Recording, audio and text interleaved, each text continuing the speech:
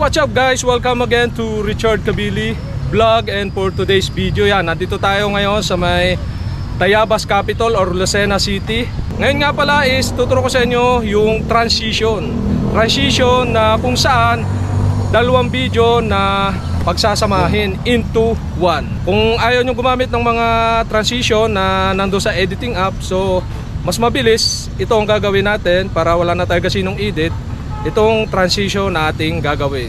So okay, ang first natin gagawin is Sky Transition. So dito sa Sky Transition, so nakatutok ang isang camera natin gamit ang ating iPhone. Nasa likod tayo ng ating bibidyuhan habang naglalakad palayo. Tapos iaangat natin pataas. Pagkatapos noon, lilipat tayo ng position, yung second shot. Pupunta tayo sa harap nung naglalakad at susunod tayo pa atras habang siya naglalakad. So ganoon ang first transition natin, ang Sky Transition.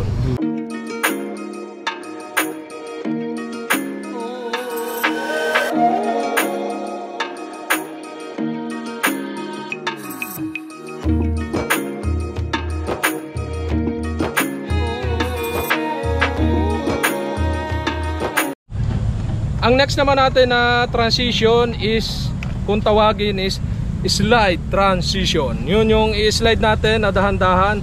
Tapos second shot natin is yung biglang bilis ng transition. So kung pakanan ang first transition nyo, yung second transition nyo is pakanan din. Kung pakaliwa yung first transition, yung second transition pakaliwa rin. So gagawin natin, transition natin is pakanan.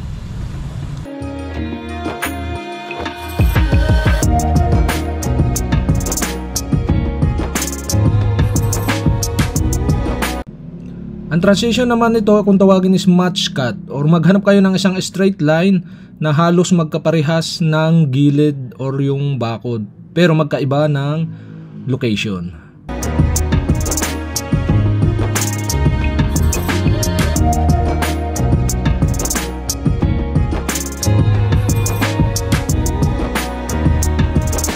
Sa transition naman ito, kung tawagin, is fade in block, so mahaharangan or matatakluban ng block.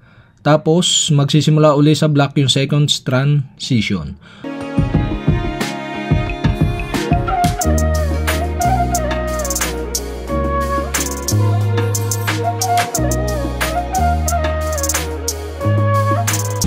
Sa transition naman na to is gagawin natin is, kung tawagin, is mash out frame, or gagamit tayo ng green sa cellphone. Tapos paglapit natin ng camera, diretso sa ibang dimension. Yun, makita nyo. And 3, 2, 1.